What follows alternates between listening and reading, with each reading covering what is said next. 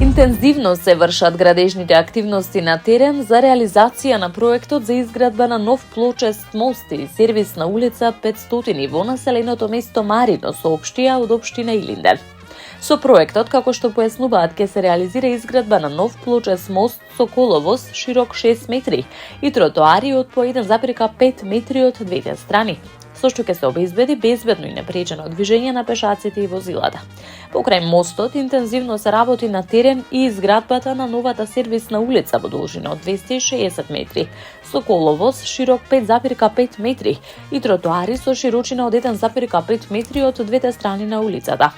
Дополнително во рамки на проектот се поставува и систем за собирање и одведување на фекални отпадни води, односно фекална канализација за објектите што гравитираат кон оваа улица, што представува значаен придонес кон подобрување на инфраструктурата и условите за живот во овој дел од општината.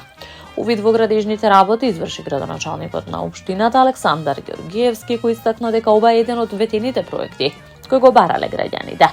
Изградбата на новиот мост и улицата ќе направи спојување на веќе изградената улица 119 во населбата Јака, со што оваа населба со над 330 домаќинства ќе се поврзе со централниот дел на општина Илинден, односно со населеното место Марино.